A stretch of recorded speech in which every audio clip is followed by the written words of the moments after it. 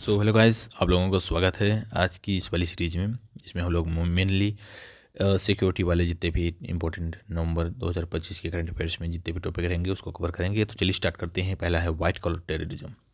White collar terrorism अभी हम लोगों ने देखा था कि जो दिल्ली में अटैक हुआ था, आप लोगों ने देखा था। रेड फोर्ट के आसपास एक गाड़ी थी, ऐसी गाड़ी, लगभग शाम के 6 बजे इसमें बहुत ही बड़ा हादसा होता है। ठीक है, बॉम्ब ब्लास्ट होता है और इन सब के इन्वेस्टिगेशन को जांच करने के बाद पता चलता है इसके पीछे किसी डॉक्टर का हाथ है। डॉक्टर, उसका I am forgetting the name of the person, but some kind of मुस्मिल्ला मुल्ला, ऐसा कुछ नाम था।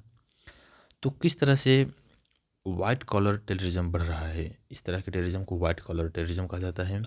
इकोनॉमी में बहुत सारे सेक्टर होते हैं, जैसे कि जॉब के ब्लू कॉलर जॉब होती है, ऑरेंज कॉलर जॉब होती है, वाइट कॉलर जॉब होती है। तो वाइट कॉलर जॉब में रहते हुए, यानी कि अच्छी जॉब में रहते हुए, जैसे कि डॉक्टर या फिर इंजीनियर वगैरह ऐसी ऐसी जॉब में रहते हुए कैसे टेररिज्म को बढ़ा रहे हैं, इसके बारे में हम लोग देखते हैं। तो चलिए स्टार्ट करते हैं। The National Investigation Agency NIA has arrested doctor from Baramulla, Jammu Kashmir as the 8 की accused in the last month's Delhi bomb blast case describes an act of white collar terrorism. ठीक है, तो NIA ने बारामुल्ला जम्मू कश्मीर से एक डॉक्टर को अरेस्ट किया है। ठीक है, अब देखते हैं कि वाइट कलर टेररिज्म, इसका जेनेसिस क्या होता है। तो concept derive its origin from Edwin Sutherland concept of white collar crime which shifts focus to crimes by respected professionals in the society. Important ये देखते हैं, इस वाइट कॉलर टेररिज्म का जो WCT है, इसका ओरिजिन कहाँ से हुआ है? इसका ओरिजिन हुआ है ये एडविन सुदरलैंड का एक कॉन्सेप्ट है वाइट कॉलर क्राइम से, जो क्या शिफ्ट करता है? ये शिफ्ट करता है focus to crimes by respected professionals in the society. जो सोसाइटी में रिस्पेक्टेड प्रोफेशनल्स हैं, चाहे इंजीनियर हों, चाहे डॉक्टर हों, चाहे साइंटिस्ट हों, रिस्पेक्टेड प्रोफेशनल्स जो हैं, इनके द्वारा अगर कोई क्राइम किया जा रहा है तो उसको हम लोग वाइट कॉलर टेररिज्म कहेंगे। डेफिनेशन क्या होती है? It refers to the covert participation of professionals in enabling, designing, financing और शील्डिंग टेररिस्ट ऑपरेशंस। इंपॉर्टेंट है, ये कौन कौन से टर्म इसमें हैं ये लिखते हैं।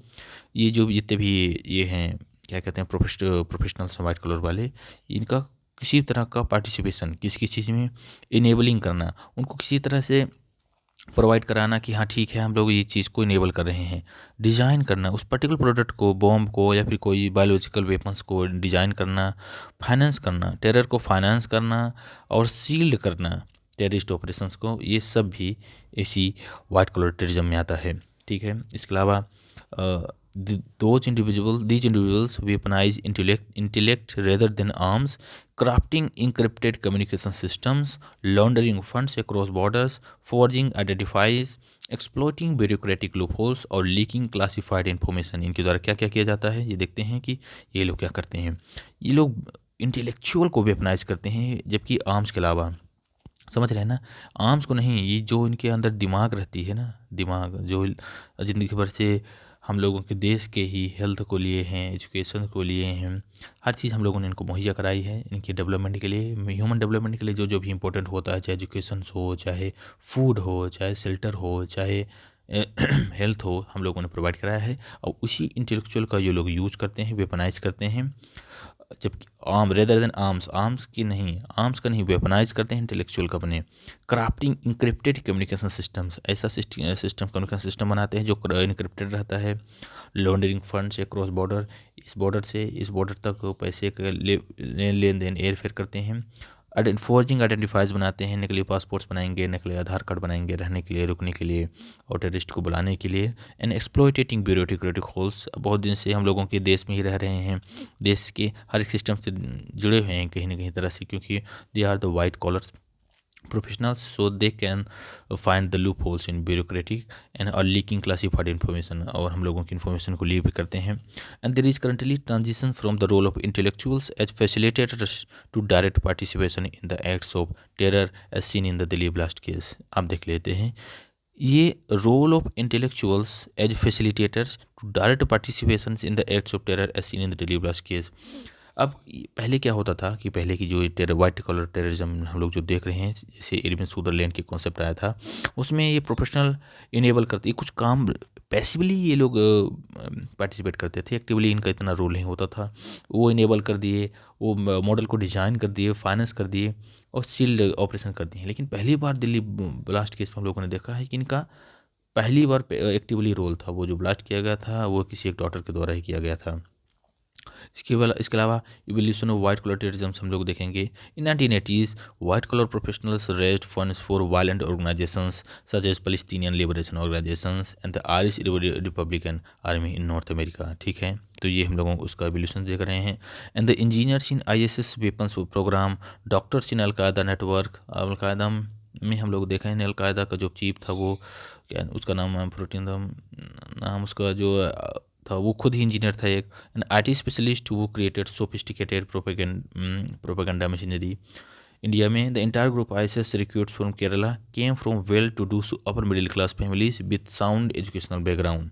तो अब देख रहे हैं कि ISS रिक्रूट्स में अभी हाल ही में केरला की एक मूवी आई थी, Kerala files.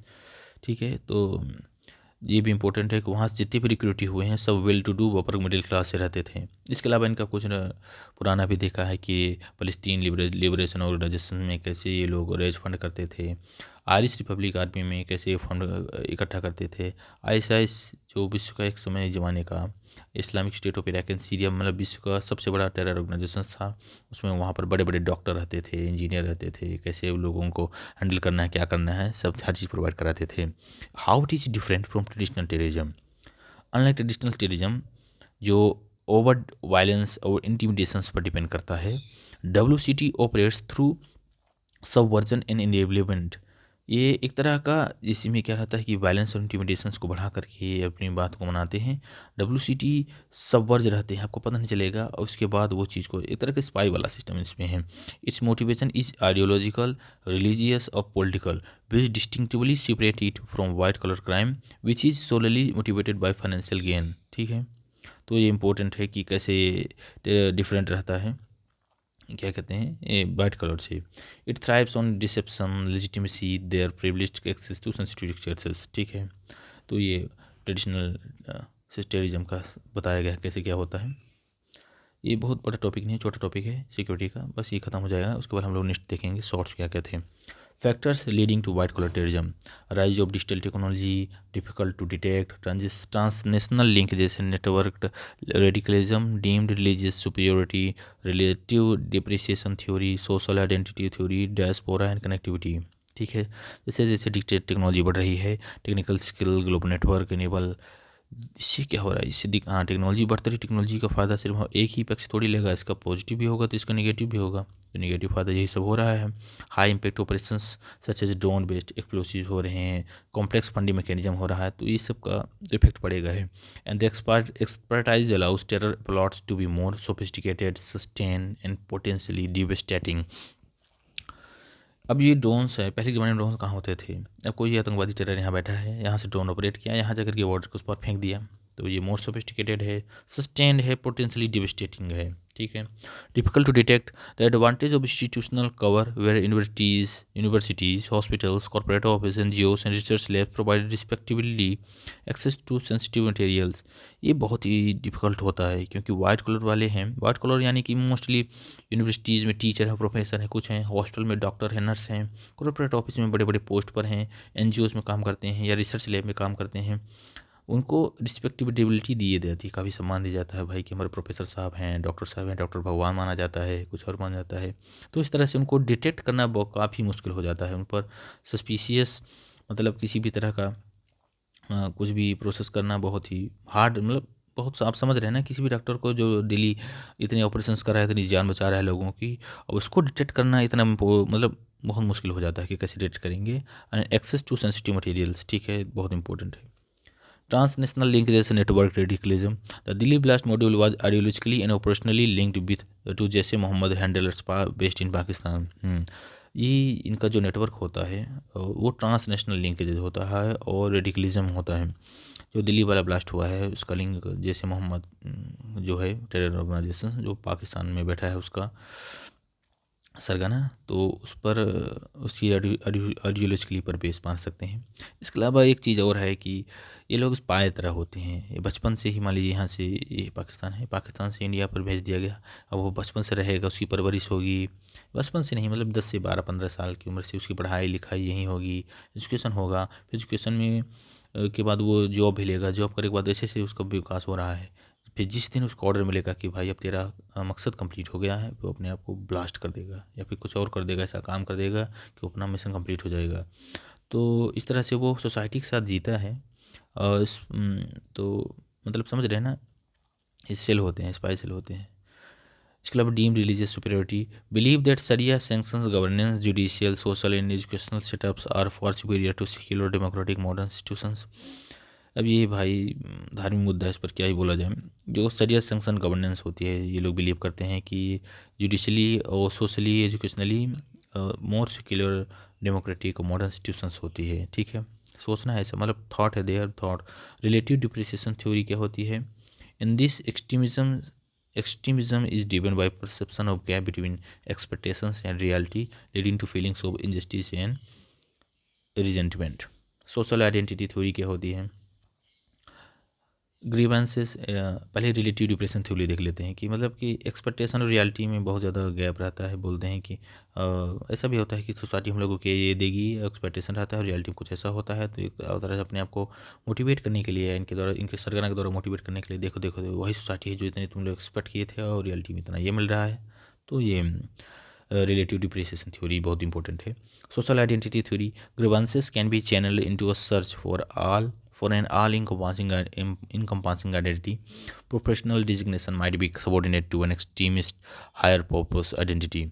Diaspora and connectivity. Kerala has a larger diaspora in the Gulf nations with high rate of passport ownership and frequent international travel, making it easier for recruit. Kerala में ही इतने ज़्यादा रिक्रूटीज क्यों वाइसेस में हुए हैं? इसका इंपॉर्टेंट है कि गल्फ नेशन जितने भी इंडियन डायस्पोरा हैं उसमें मोस्टली केरला के लोग हैं।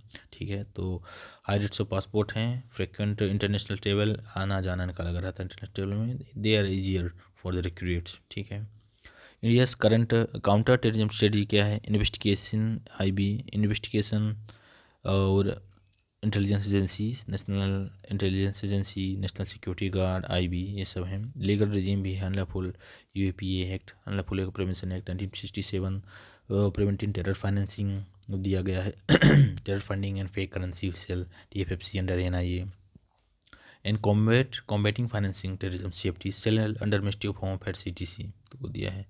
सर्जिकल स्ट्राइक हम लोगों ने किया था, ऑपरेशन सिंदूर हम लोगों ने भी किया है। तो रिटेलिएटरी प्रोसेस हम लोग, रिस्पॉन्सेस हम लोग किए थे कुछ। वे फॉरवर्ड में stronger regulations enforcement, Titan NGO audits, compliance, black listing, empower ED, EB, CBI, इसको थोड़ा सा इम्प्रूव करना पड़ेगा। रेगुलेशन एनफोर्समेंट रेगुलेट करना पड़ेगा। इंस्टीट्यूशनल ओवरसाइट को थोड़ा सा इन्हेंस करना पड़ेगा। Global transparency alignment, adopting FATF financial action task force, aligned reporting to closure funding and oversights gaps. जो FATF टास्क फोर्स होते हैं, फाइनेंशियल एक्शंस टास्क फोर्स होती है जो ब्लैक लिस्ट करती है। ब्लैक लिस्ट में, ग्रे लिस्ट में कंट्रीज़ को डालती है। उन कंट्रीज़ को जो if they are fine with the funding to the terror organizations, terrorism को बढ़ावा देती हैं, तो इंडिया को FATF के साथ कोऑर्डिनेट करके चलना चाहिए। Crack down on landing networks, strengthen KYC with biometrics, monitor high value transactions and sell in entities by FIU India ED। तो वो बता रहा है कि जितने भी ट्रांजेक्शन होते हैं इनको KYC बायोमेट्रिक के द्वारा थोड़ा सा और स्ट्रेंथन करना चाहिए, जिससे कि लॉन्डिंग नेटवर्क्स यानी मनी लॉन्डिंग को रोका जा सके। Physical transparency and accountability, promote citizens let budget monitoring to curb corruption and misuse of public funds, unified risk intelligence grade होनी चाहिए और अर्ली रेडिकलाइजेशन वार्निंग होनी चाहिए। ठीक है, कुछ न्यूज हैं शॉर्ट्स में, उनको देख लेते हैं। त्रिशूल एक्सरसाइज, सागर कवच, मित्र शक्ति, विनवैक्स, मालाबार, गरुड़ा, अजय वारियर। ठीक है।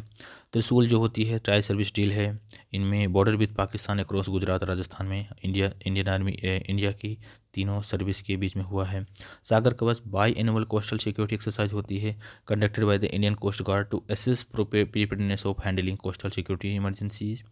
मित्र शक्ति हम लोग जो करते हैं वो इंडियन आर्मी और श्रीलंकन आर्मी करती है, ठीक है।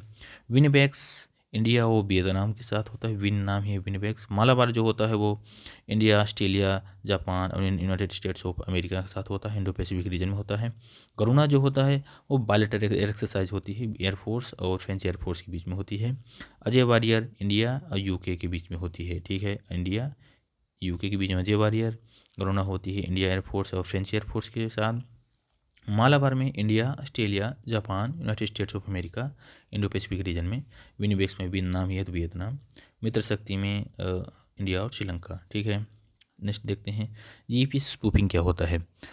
Airlines have reported a surge in GPS spoofing over Delhi triggering government investigations into the unusual navigation disturbance is a type of cyber attack that transmits false GPS to mislead navigation system. इस तरह से ये GPS spoofing का होता है भाई कि इसमें साइबर अटैक हो जाता है, मतलब कि तुम्हारा नेटवर्क जो है उसको डाइवर्ट करके दूसरी जगह भेज दिया जाएगा। तुम यहाँ से डाटा देखोगे कि जीपीएस का डाटा क्या दिखा रहा है, यहाँ कुछ दूसरा कोऑर्डिनेट दिखा देगा।